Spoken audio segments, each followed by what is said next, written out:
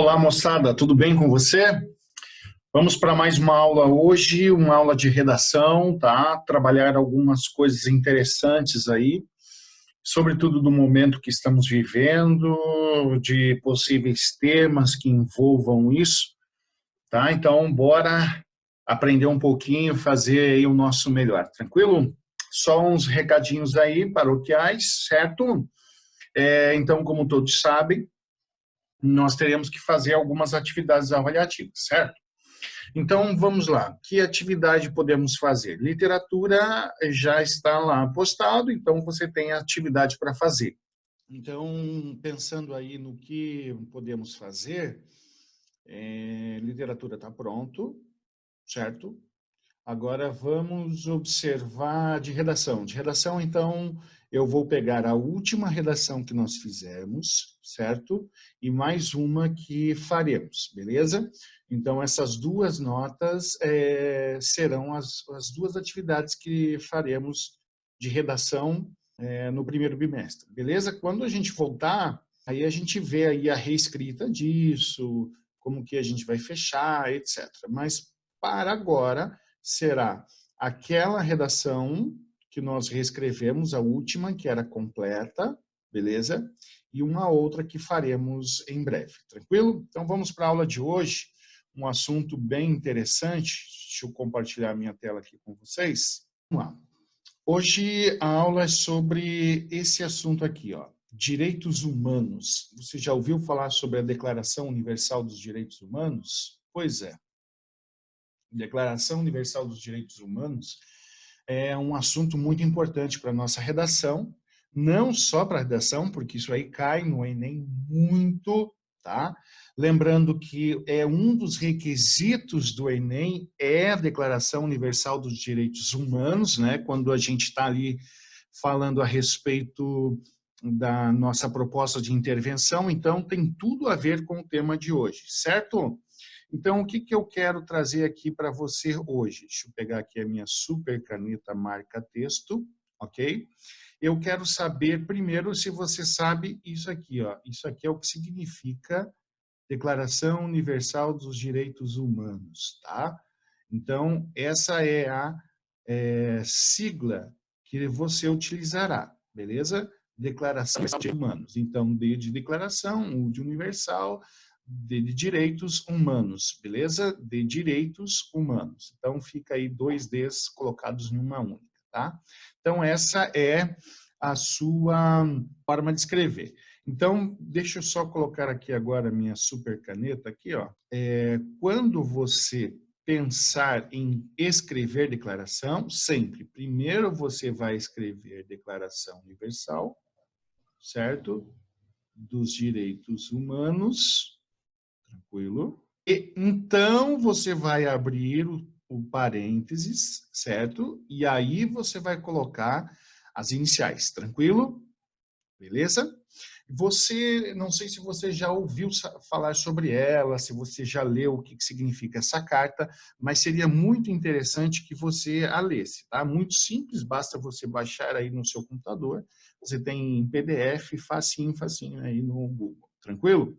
Mas o que eu quero tratar nela com você? Duas coisas sobre ela. O que ela significa, certo? Qual é a importância dela, né? Tá dentro disso. E se você tem a ideia de que isso tem tudo a ver com mulher, cara, tá? Foi uma mulher aí a mentora desse pacote chamado Declaração Universal dos Direitos Humanos, sobretudo o nome declaração, certo? Olha que interessante, tudo que é de maneira aí que se diz universal, né, são chamados de pactos ou tratados, tá? Porque isso é de nação para nação, né? Você já deve ter estudado isso em geografia.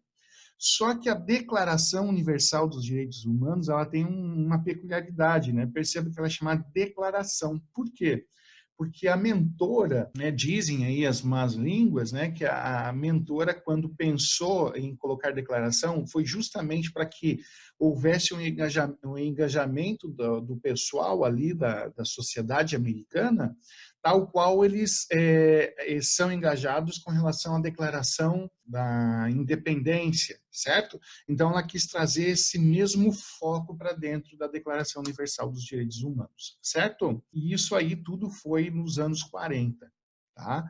Então, perceba que tem muita coisa envolvendo os anos 40, aí, a década de 30, 40, tá? Que modificou bastante coisa na nossa história, beleza? Então, vamos olhar aqui.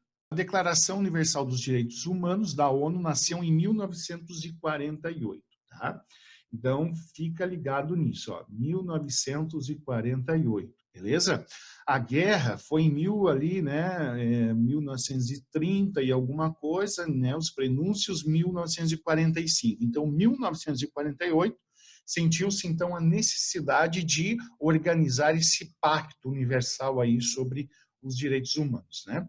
Essa declaração ela foi traduzida para mais de 500 idiomas, tá? E olha que interessante, ela inspirou a criação de muitas constituições, inclusive a Constituição Federal Brasileira de 88, certo? Quando ela traz ali uma coisa chamada princípio, tá? Princípio da isonomia, beleza? A nossa carta, a nossa Constituição Federal trabalha com essa ideia de princípio da isonomia. O que seria, Tuts, princípio da isonomia? Princípio da igualdade, certo? E o que é o princípio da igualdade? Vou escrever aqui embaixo, tá? Então, é tratar os iguais, tá? Como iguais. Beleza? Ok? E tratar os desiguais como desiguais. Explica isso para nós. O que é tratar um igual como igual e um desigual como desigual? Perceba, isso é isonomia. Porque se eu pegar e tratar um igual como um desigual, por exemplo, vamos tratar o rico como o pobre, da mesma maneira. Não posso tratá-los da mesma maneira, isso não é isonomia, porque eles não são iguais, entendeu? Então, eu não posso tratá-los de forma semelhante.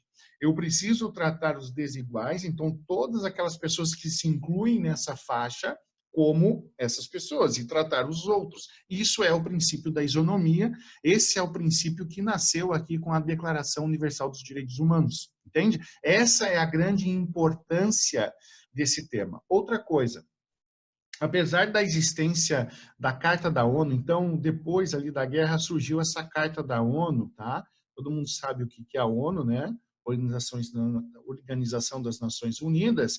Em 1945, eles instituíram, então, uma carta a respeito ali de todos os problemas que aconteceram ali na Segunda Guerra Mundial, certo? Ok? Né? Lembrando que na Segunda Guerra Mundial nós tivemos um genocídio tremendo, tá? Não foi só na Segunda Guerra Mundial, vale-se ressaltar. Nós temos a Rússia, cometeu ali no período braço de ferro, mão de ferro ali, muito genocídio, tá? Nós tivemos na África genocídios, tá? Mas o que é mais lembrado é a guerra, a Segunda Guerra Mundial, certo? Então, dali em diante, se pensou em uma maneira de organizar um tratado universal em que todos os signatários da ONU se responsabilizassem por transmitir, aí vem o objetivo, olha aqui, ó, o objetivo, transmitir isso por meio do ensino básico, tá? Então, o ensino básico deve ensinar o que é direitos humanos, tranquilo? Ok? Então, cada ensino básico dos países signatários da ONU devem, no seu bojo, ensinar o que são direitos humanos, tá? Direitos humanos não é a grosso modo o que a gente ouve bastante falar, tá? Direitos humanos é uma coisa muito ampla, mas que, sobretudo, ele preserva algumas coisas das quais eu vou mencionar logo mais, tá? Mas não é direito de bandido, não é isso que significa direitos humanos, tranquilo? Após essa declaração, pessoal, surgiram um pacto, tá? Vários pactos, mas o de grande monta aí foi o Pacto de Nova York, que, junto com a Declaração Universal dos Direitos Humanos, formam isso aqui, International Bill of Human Rights. Eu não sei se eu pronunciei certo, também eu quero que se explodam em inglês, porque eu sou professor de língua portuguesa, tranquilo, mas a partir dessa união do Pacto de Nova York com a Declaração Universal dos Direitos Humanos, ali em 1948, é que então os pactos se dividiram em dois, tá? Quais são esses dois pactos? Opa, já fiz uma coisa aqui que não deveria. Ok, deixa eu só subir aqui minha telinha aqui. São dois pactos. Primeiro, um pacto social. Deixa eu mudar a minha cor aqui. Vou colocar um marca-texto. Ó, pacto social, econômico e cultural, certo? E um pacto dos direitos civis e políticos, tá? Então, são duas as divisões disso. Então, nós precisamos entender muito bem a Declaração Universal dos Direitos Humanos, porque ela trata sobre os direitos civis e políticos, tá? Então, esses direitos civis e políticos, o que isso quer dizer? E também os direitos sociais, econômicos e culturais, beleza? Se você pegar a nossa Constituição Federal, basicamente ela segue essa estrutura, tranquilo? Ok, professor, então fala pra gente aí, o que tem, né, entre os objetivos da declaração? Quais são os objetivos dela? Primeiro, lá no artigo 1º, tá? No artigo 1º dela, já traz aí a igualdade de todas as pessoas. Perceba, isso aqui já faz parte da nossa Constituição Federal, beleza? Está bem claro na nossa Constituição Federal, ok? Essa ideia de igualdade, Constituição Federal de 88, tranquilo? Ela traz completamente essa ideia de que todos são iguais perante a lei, sem distinção de raça, credo, etnia, etc. Beleza? Outra coisa é a garantia à liberdade, tá? Está lá no artigo 3º. Então, todos signatários, né, são livres, tá? Então, ninguém pode impedir o direito de ir e vir, tranquilo? Nós somos livres, tá? Essa liberdade é uma liberdade tanto de expressão, certo? Quanto física, beleza? Então, moçada, a partir daqui, ninguém pode ser preso ou cerceado do direito de liberdade. Lógico que toda liberdade tem as suas consequências, tá? Não quer dizer que ninguém possa ser preso, beleza? Mas isso é um dos critérios dessa declaração. Outra coisa é o direito à vida, moçada. Aqui também muita coisa para se falar, certo? O direito à vida não é só em relação à guerra, beleza? Não é só em relação à guerra. Aí vai entrar uma discussão muito forte a respeito, moçada, das mulheres que querem abortar, certo? A questão do aborto.